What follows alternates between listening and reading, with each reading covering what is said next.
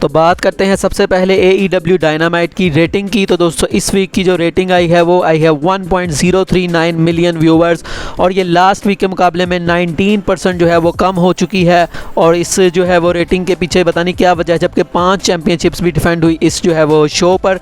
तो दोस्तों इसके बारे में जो बाबा रेडली है उन्होंने यहाँ पर कहा है कि जो हायर अप्स हैं उनको चाहिए कि इसके बारे में सोचें कि जो AEW की रेटिंग्स हैं वो क्यों पास्ट वीक से जो है वो पिछले 3 हफ्तों से कम आ रही हैं। और उन्होंने कहा कि जो सिर्फ डाई हार्ड फैंस हैं AEW के, सिर्फ वही शायद स्विच कर रहे हैं AEW को। और उन्होंने यहाँ पर कहा कि शायद कैनी, ओमेगा, CM पंक और जो बक्स हैं वो नहीं हैं, इसलिए ये जो है वो हो रहा है सब कुछ। तो उन्होंने यहाँ पर कहा कि उन सबको चाहिए कि वो बैठें और सोचें और अपने प्रोडक्ट को जो है वो बेहतर करने की कोशिश करें। नेक्स्ट स्टोरी की तरफ बढ़ते हैं। तो दोस्तों मरिया कैनालेस जो कि फॉर्मर WWE सुपरस्टार रह चुकी हैं, उनका यहाँ पर कहना है कि जो डीवास चैंपियनशिप थी बटरफ्लाई वाली वो वापस आनी चाहिए।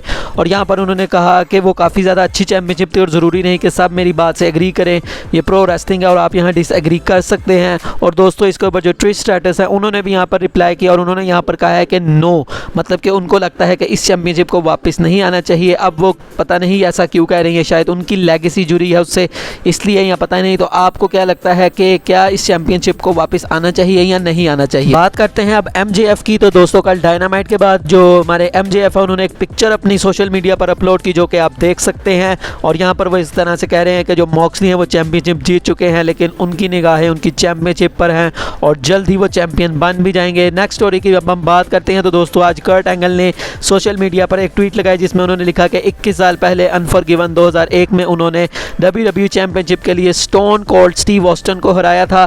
तो दोस्तों इसके ऊपर जो स्टोन कोल्ड है उन्होंने रिएक्ट भी किया और उन्होंने यहाँ पर कहा you don't have to brag about it, मतलब तुम्हें इसके लिए कोई इसके बारे में बात करने की ज़रूरत नहीं है, ज़्यादा शेखी भी करने की ज़रूरत नहीं है। तो इन्होंने मतलब मजाक में ही कहा है, वैसे मजाक सीरियस भी हो सकता है क्योंकि कर्ट एंगल के बारे में एक और भी अपडेट है।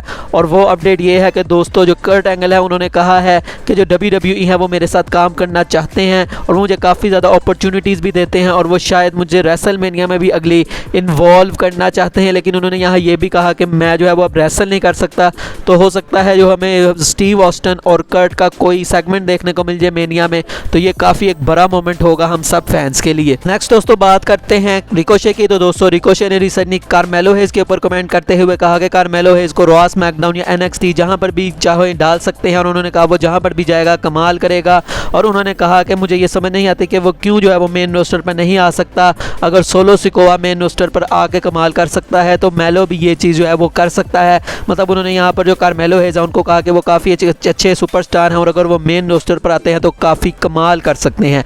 नेक्स्ट स्टोरी की तरफ बढ़ते हैं। तो दोस्तों शेमस रिसेंटली कोरी ग्रेव्स के आफ्टर द बेल के शो में आए हुए थे और उन्होंने यहाँ पर जो कार्डिफ का इवेंट हुआ था क्लैश एट द कासल उसके बारे में कमेंट करते हुए कहा कि 14 साल हो गए थे मतलब मुझे रेसलिंग में आए हुए और मैंने आज तक कभी इस तरह का कोई मोमेंट जो है वो इन्जॉय नहीं किया जो कि मुझे कार्डिफ में मिला। और उन्होंने कहा कि ये मेरी करियर का सबसे बेस्ट मोमेंट है, one of the best moment है। और उन्होंने यहाँ पर कहा कि ये और भी ज़्यादा बेहतर हो सकता था और उन्होंने कहा कि अगर वो चैंपियनशिप जीता थे, लेकिन उन्होंने कहा कि मुझे हर तरफ से यहाँ पर चैंट्स आ रही थी, तो मतलब उन्होंने काफ़ी इस मोमेंट को एंजॉय किया। और उसके अलावा उन्होंने अपने डेब्यू मैच के बारे में भी कहा। उन्होंने कहा कि उस वक्त जो जॉन सीना है और रैंडी ऑर्टन है उनको अपोनेंट्स की ज़रूरत थी। रैंडी उस टाइम पर हील था और जो जॉन सीना है वो टॉप बेबी फेस थे। तो उन्होंने यहाँ पर कहा कि इसलिए मुझे जो है वहाँ पर मेरे वक्त से पहले ही मुझे जो है वो मेन रोस्टर के ऊपर भेज दिया गया और फिर मैं आया और फिर हमने देखा था कि उन्होंने किस तरह से कमाल किया था और जॉन सीना को हरा के वो WWE चैंपियन भी बने थे। तो होप के वो चीज़ें दोबारा से हमें देखने को मिले। नेक्स्ट दोस्तों अब हम बात करते हैं 24/7 चैंपियनशिप की। तो दोस्तों हमने रिसेंटली सुना था कि जो 24/7 चैंपियनशिप है वो शायद रिटायर हो चुकी है, लेकिन दोस्तों आज के जो मेन इवेंट होता है WWE का उसकी शो की जब पिंग हुई तो वहाँ पर जो डेना ब्रुक हैं वो दोस्तों उनका मैच था वहाँ पर तमीना के साथ। तो दोस्तों वहाँ पर वो 24/7 चैंपियनशिप के साथ आई। तो मतलब अभी इसको इस स्क्रीन पर इतना लाया नहीं जा रहा, लेकिन अभी तक इसको टोटली ड्रॉप भी नहीं किया गया। तो अब देखते हैं कि इसका क्या फ्यूचर होता है। नेक्स्ट दोस्तों अब हम बात करते हैं मैलाकाई ब्लैक की। तो दोस्तों रिसेंटली हमने सुना था कि ट्रिपल एच ने कुछ टैलेंट्स को जो कि AEW में है उनको अप्रोच किया है। तो यहाँ कहा जा रहा है कि मैलाकाई ब्लैक को भी अप्रोच किया गया था, जबकि उनका जो कॉन्ट्रैक्ट है वो 4.5 साल का रहता था AEW से। और अब रिसेंटली दोबारा से रिपोर्ट आ रही है कि उनको ट्रिपल एच ने अब दोबारा से जो है वो कॉन्टैक्ट किया है है और उनको जो AEW है उन्होंने मतलब रिलीज़ कर दिया है।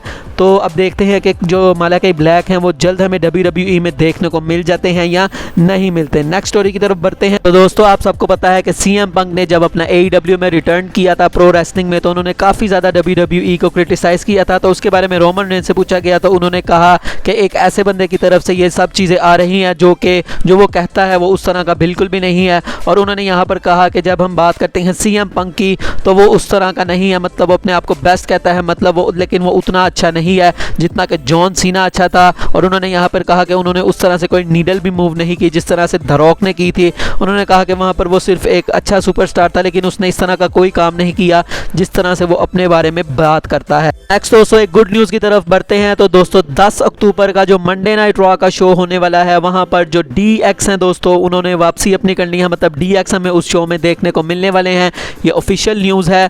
तो देखते हैं कि जो DX है वो आकर क्या करती है, मतलब ट्रिपल एच और शॉन माइकल, ट्रिपल एच इस वक्त खुद क्रिएटिव हैं और शॉन माइकल NXT रन करते हैं। तो ट्रिपल एच लोगों के साथ इतना कुछ अच्छा कर रहे हैं, तो देखते हैं कि वो खुद के साथ क्या अच्छा करते हैं। तो ये जो DX वाला दोस्तों ये शो होगा ये मस्ट वॉच होगा।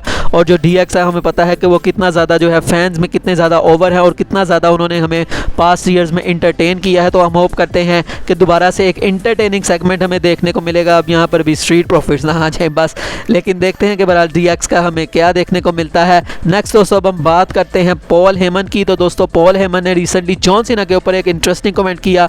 उन्होंने कहा कि मेरे जो बच्चे हैं वो जो सुपर हीरोज़ के जो कार्टून वगैरह होते हैं वो देखते हैं, लेकिन उन्होंने यहाँ पर कहा कि मैं उनको हमेशा रोकता था कि ये चीज़ें कुछ नहीं होती, असल में सुपर हीरो जो है वो मैंने असल ज़िंदगी में अपने सुपर हीरो देखा है। और यहाँ पर वो कहते हैं कि जॉन सीना वो बंदा है जो कि असल में एक सुपर हीरो है। और उन्होंने यहाँ पर यह भी कहा कि हम सबको जो है वो जॉन सीना से कुछ सीखना चाहिए, मतलब जिस तरह का वो काम करते थे उनसे कुछ ना कुछ हमें सीखना चाहिए तमाम कम्युनिटी को और उनके साथ इंटरेक्ट करना चाहिए। और उसके अलावा उन्होंने कहा कि यही वजह है कि जो जॉन सीना है वो कितने अरसे तक WWE का रिप्रेजेंटेटिव भी रहा और एम्बेसडर भी रहा WWE का। तो मतलब यहाँ पर काफ़ी जो है उन्होंने प्रेज़ किया है जॉन सीना को। आज की फाइनल स्टोरी की बात करते हैं। तो दोस्तों एक वीडियो सोशल मीडिया पर वायरल हो रही है जिसमें आप देख सकते हैं कि जो ब्रे वाइट हैं दोस्तों उनको जिम के अंदर देखा गया है और जिम में वो वर्कआउट कर रहे थे। तो इससे कहा जा रहा है कि शायद जो ब्रे वाइट है उनका रिटर्न बहुत जल्दी हमें देखने को मिल सकता है।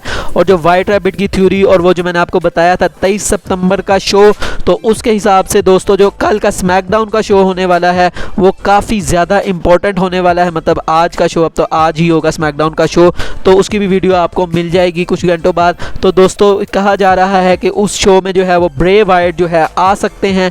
तो देखते हैं कि क्या हमें ब्रे वाइट देखने को मिलते हैं या नहीं मिलते। तो वीडियो यहीं तक थी दोस्तों। वीडियो अच्छी लगी हो तो लाइक ज़रूर कर दीजिएगा, चैनल को सब्सक्राइब लाजमी कर दीजिएगा। मिलेंगे नेक्स्ट वीडियो में, तब तक के लिए अल्लाह हाफिज़।